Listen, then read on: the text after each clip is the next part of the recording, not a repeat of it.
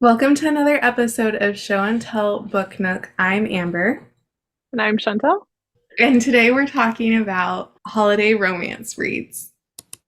This is going to be entertaining because we're doing it in a different way. Amber came up with a dozen holiday books that you're probably seeing on Book Talk or on social media or whatever. And I know nothing about these books whatsoever. So we're going to kind of say what our expectations are about this book, given its title or its author or what we know about roughly like the cover. And then we're going to actually read what they're about and probably if we're going to actually end up reading it or if we're going to skip it. I'm starting off with your least favorite author, and I put her on the list several times, kind of Okay. just to bug you. So we're going to start off with Window Shopping by Tessa Bailey. Okay. This one, first of all, we're going to start with all of the Christmas books in my head are just Hallmark meets smut. So that's the underlying layer for all of my what I think they're about. Window shopping, I think, is about your stereotypical Tessa Bailey, slightly brainless character. She's roaming down the streets, checking out all of the Christmas displays at these stores when she accidentally gets run over by this guy exiting the store, not in a car, sorry. She gets run over from this very attractive cardboard cutout male who's exiting his store. And it's an instant love story. I also get bonus points if there's like a hot beverage spill that starts the whole thing and then continues. Is that how that starts? Okay, so I'm just going to read the back. I feel Okay. like that's probably an accurate description. Let's go for it. 2 weeks before Christmas, and all through Manhattan, shop windows are decorated in red and green satin. I'm standing Oh, it alone. rhymes. Yes, Cute. Okay. I'm standing alone in front of the famous Vivint department store when a charming man named Aiden asks my opinion of the decor. Okay. So far, pretty decent, actually. There's a cab on the back. Can I just So with the cab in the back, do they like share a cab? let's find out. It's a tragedy in tinsel, I say, unable to lie. He asks for a better idea with a twinkle in his eye. Oh my gosh, he did it. Did I know he Store owned owner. the place? No, he put me on the spot. Now I'm working for that man, trying to ignore that he's hot. But as a I can't even make it through without laughing. Okay, but as a down on her luck girl with a difficult past, I know an Of course. opportunity when I see one, and I have to make it last. I'll put my heart and soul into dressing this his holiday windows. I'll work without stopping, and when we lose the battle with temptation, I'll try and remember I'm just window shopping. Okay, did not predict the whole workplace romance concept there. And also when the part where she's like with a girl down on her luck and like from hard times definitely sounds like a serial killer or like a Black Widow situation where it's like I'll just he's the boss, I'll just him trap him and happily ever after. I Okay, overall not bad. I own this and I have not read it yet, but now I'm very interested in reading it and I might have to like sideline everything else that I'm currently reading just because there's a freaking poem on the back. Very clever, that was well done. Yeah, I'm probably not going to read that. So you'll have to let me know if there's any like spilled beverage that I still think would probably be put in there. I was just waiting for the taxi cab to, run her over and that's why he I'm didn't. I'm guessing there's probably going to be like a miscommunication trope of some sort, obviously. And the breakup scene is her in the taxi cab. Oh, for sure. Like Yeah. Breakfast at Tiffany's style. Okay. Next we have In a Holidaze by Christina Lauren. I have seen this one a lot. I've read a ton of Christina Lauren's, and this one's cheating a little bit. I've actually heard good things about this one. It's kind of got these like Christmas lights and like green for tree thing. There's also a broken ornament in there. Okay. Eating between this is one of the time loop kind of stories, but that might also just be like a Netflix movie that I'm thinking about. We're gonna go with the main female character is at her parents' house, and they are decorating the tree, and an enemies to lovers second chance romance over the holidays at her Okay, parents' house. so here's what we've got. It's the most wonderful time of the year, but not for May Lynn Jones. She's living with her parents, hates her going nowhere job, and has just made a romantic heir of epic proportions. So every Hallmark Christmas movie ever. But perhaps worst of all, this is the last Christmas May will be at her favorite place in the world, the snowy Utah cabin where she and her family have spent every holiday since she was born, along with two other beloved families. Oh my word. Okay, I'm actually not far off. Mentally melting down as she drives away from the cabin for the final time, May throws out what she thinks is a simple plea to the universe. Please, show me what will make me happy. The next thing she knows, tires screech and metal collides, everything goes black. But when May gasps awake, she's on an airplane bound for Utah, where she begins the same holiday all over No way. again. No way. Time loop. Oh. With one hilarious disaster after another sending her back to the plane, May must figure out how to break free of the strange time loop and finally get her true love under the mistletoe. Jam-packed with Yuletide cheer, an unforgettable cast of characters, and Christina Lauren's trademark hijinks, this swoon-worthy romantic read will make you believe in the power of wishes and the magic of the holidays. You did really Okay, I say I nailed that. You did really Okay. good. I will be reading this one this Christmas. Okay, what's the next one?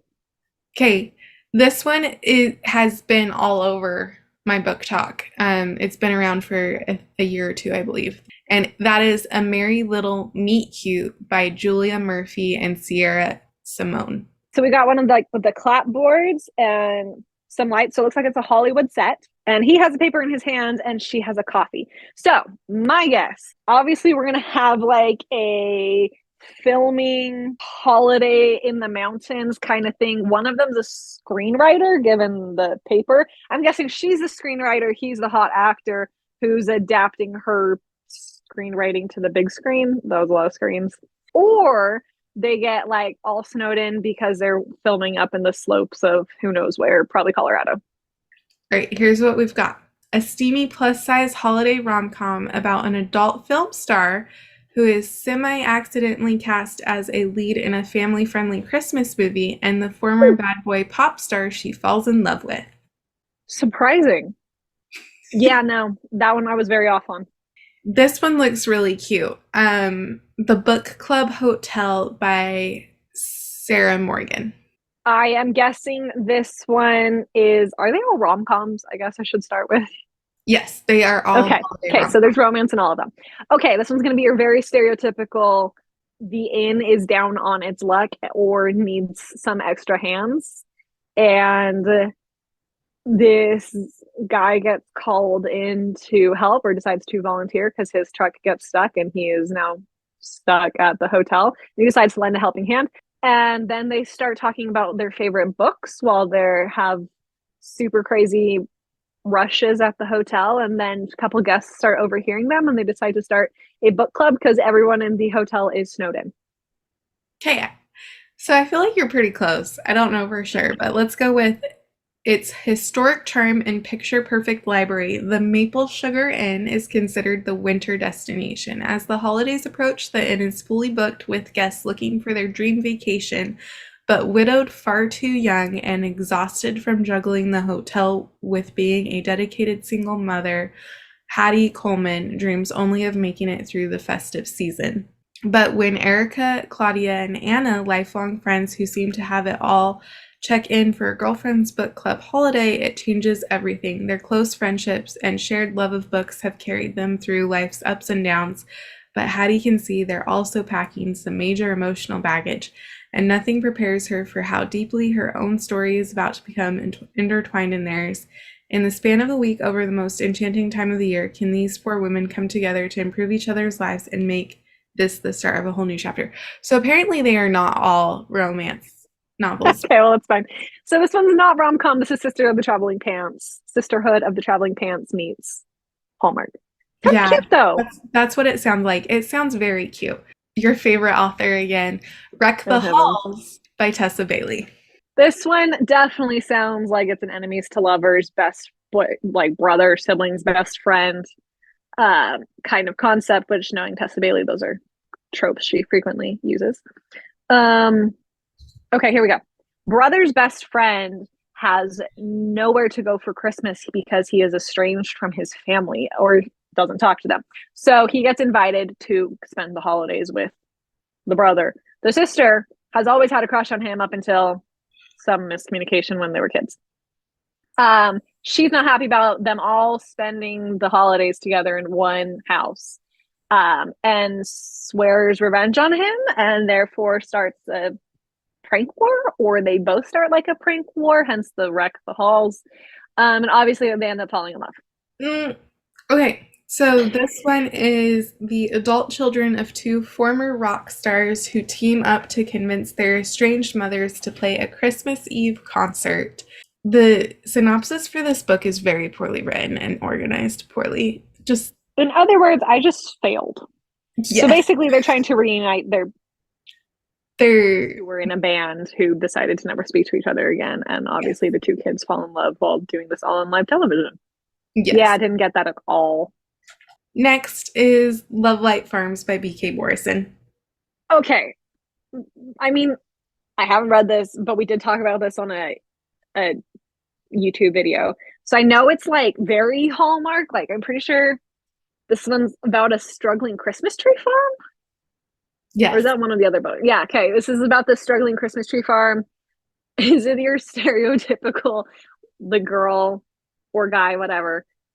One of them is the struggling owner. Then the guy comes to purchase the Christmas tree farm and ends up falling in love with the girl and leaving his super fancy company and deciding to help her run it because that's Hallmark right there.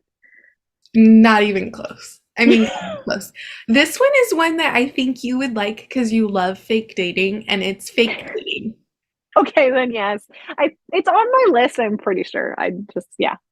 So Stella, owns the Christmas tree farm and enters a contest to win money because it is struggling.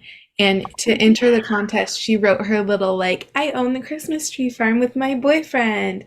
She's not dating anyone. So she convinces her best friend to pretend to be her boyfriend for this contest. Okay. Yeah, this one definitely sounds like a holiday one that I gotta read. Yeah. Okay, so next we have A December to Remember by Jenny Bayliss. Well, there's no couple on this cover, so I'm gonna assume it's not a couple one.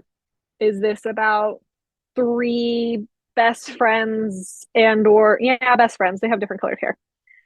Three best friends all bonding together over the holidays, and it's their last Christmas together before one of them moves, or yeah, probably moves. And they're all working together to save the town and make the winter festival market thing a success. I feel like that's a solid guess. However, it is three bickering half sisters, one unique antique shop, the coziest holiday season of their lives. Wildly different half sisters, Maggie, Simone, and Star, have hardly seen one another since their sprightly summers at Rowanthorpe, their eccentric father Augustus's home. Known for his busting approach to the knick-knack shop he ran, Augustus was loved by all and known by none, not even his daughters. Now, years later, the three estranged women are called upon for the reading of his will and quickly realize he's orchestrated a series of hoops through which they must jump to unlock their inheritance. Inheritance games meets Christmas and siblings reuniting. Yeah, I feel like that's maybe what we've got going on. Next, we have How the Grump Saved Christmas by Claire Kinglsey. Cute red truck. Yeah, the cover doesn't help me at all. How the Grump Saved Christmas. We're gonna do a stereotypical gender swap. So the girl does not want to be home for Christmas. She hates coming back to her small town. And but her parents are retiring from their thrift shop, and she's helping them pack it all up begrudgingly. And one of the shop hands is the guy she ends up falling in love with. Though they're surrounded by trees, so maybe it could be a Christmas tree farm. I don't know. Okay, so hardworking Isabel Cook has a serious problem. Her family farm, which is the site of the town's Christmas village, is in trouble, big trouble. And worst of all, the man trying to buy it is none other than the grumpiest, grinchiest man of them all, Elias Stoneheart. Elias Stoneheart is his name. Very creative last name there. That's a big nope. She's not letting him get involved, not with his heart made of coal. He's in the business of making money, not friends, especially when his boss is promising a long-awaited promotion. All he has to do is convince one struggling family to sell their farm. So I originally was going to say that the guy was the grump, but then I'd be like roasted for automatically assuming that the guy's the grump. But I'm just going to put this here now. All stereotypical Hallmark movies and books, the guy's the grump. So I guess this is on me for not predicting this one, because this one was an easy one to predict. Are we doing a running tally of how many you No, because I think the best one so far was the first one, which I was pretty dead on about. Okay, I think I've talked to you about this one before. It's 'Tis the Season for Revenge by Morgan Elizabeth. A probably old high school prom picture with devil horns drawn on it. So I am assuming a second chance romance from kids who dated as teenagers, and they're back in the same town after college, multiple years or something like that. Okay, you're wrong on that one. No, you're good. This is a Legally Blonde inspired spicy Christmas romance. Okay, yes. You did tell me about this last year, but I did not remember the name. I believe I told you not to read it. And I still stand by that. Morgan Elizabeth was creative in some of the revenge tactics taken, like putting glitter in the man's heating vent. So when he turned on the heater in his car, glitter just went absolutely everywhere. That's golden. Golden comedy, in my opinion. That was the best part of the book. Next, again, your favorite author, Same Time Next Year by Tessa Bailey. We obviously have the one bed trope in this book. Given the fact that he's turned away, she's kind of peeking at him. I'm assuming either this is a we got married and don't talk to each other and like trying to spice it up kind of thing, or a fake relationship of some sort, because obviously why else would they be in the same bed? They're visiting someone for the holidays. I don't know about the whole situation thing, but they got put in the same room because people are assuming that they are together. So I feel like you're pretty close on this one. It's a steamy novella full of hope and humor, tracking a couple's fake marriage for a year after the wild New Year's Eve when they first say I do. Adored by all, Britta is an ambitious waitress working at Slugger's. The popular bar holds a special place in her heart and is a regular hangout for the Bridgeport Bandits, the local hockey club with a half-brother. Of course, it's a sports romance. Britta has a strict no dating policy for hockey boys, but she does have a soft spot for one particular player, a beast on the ice. Sumner Mayfield is on the brink of breaking into the NHL. But his time's running out with his work visa about to expire. Summer's only chance to stay in Bridgeport is to marry an American and get a green card. So it's a green card marriage of convenience book. That's what we've got here. But it's not a fake marriage. It's a marriage of convenience. This one sounds semi-intriguing in an icebreakers meets green card meets Tessa Bailey trash. I admit that this one is on my Kindle, so... You're going to have to tell me, because I am semi-intrigued by it. Okay, last one. Are you ready? Resting Scrooge Face by Meghan Quinn. Oh gosh, this is going to be such a trash novel. Except it has her cute cartoon covers, so usually those are a little bit better. But considering it's Meghan Quinn and it's like a Christmas novel, I am pretty sure this is going to be a smut book. Okay. All I see is a postcard with a Christmas tree as the stamp. I got like nothing to go off of. You've read this one, haven't you? I have. Scrooge face. I'm guessing workplace romance during the holidays. Executive boss and his assistant. She's planning the holiday Christmas party, and he is not happy about it, but his co-executive boss people are forcing him to help her do this whole thing, and they fall in love and have a couple of steamy office romance scenes. Yeah. You How are wrong so am I? wrong. You are so wrong. Okay. So completely wrong. Okay, this is a novella about old flames and mistaken identities. After a bad breakup, Nola wants nothing to do with Christmas, especially in her quaint hometown of Bright Harbor, Maine, which is adjacent to Port Snow, for those who Of course it is. Okay. My original thought know. was it was going to be like the Port Snow series, but that's fine. Infuriatingly charming and cheery, Nola's surroundings only worsen her sour mood. To make matters worse, Caleb, the boy who broke her heart years ago, is all grown up and still living in town. While doing her best to avoid him, Nola bumps into the local mailman who gives her a mysterious letter, and when she finds that the writer is a fellow Scrooge, she can't help but feel her spirit lifting. Nola writes back to her new pen pal, who, unbeknownst to Nola, is none other than Caleb. When Caleb gets a response hand-delivered by the mailman, he's intrigued by the mystery sender. Okay, this sounds cute. Now the mail on the cover makes sense. And so it's been a year since I read this one, but I feel like it wasn't spicy. I think this Okay, was one good of to know her that this cutest is ones. more the Getting Lucky series Yes. than the series that I don't like. So that actually, yeah. It's flirtatious and simmering. I if I remember right, there's not like this was a PG Christmas Eve. Moral of the story, I am a lot worse at guessing holiday romance books than I thought, but overall, I did better on a couple than I also thought I was going to do. So, I feel like you had a strong start there. yeah, and then the end. I really should have guessed that Meghan Quinn won. Looking at it now, it totally makes sense. Let us know your guys' thoughts if you just think I was way off, or, if we should find a book of what I described, because some of those plot lines were pretty great. So, I'm looking for holiday romance recommendations. So if you have a favorite, please put it in the comments. Bonus points if it's a novella. yeah, those are quick and easy, so they're good. We hope you guys liked this video, that it gets you kind of in the wintry holiday mood.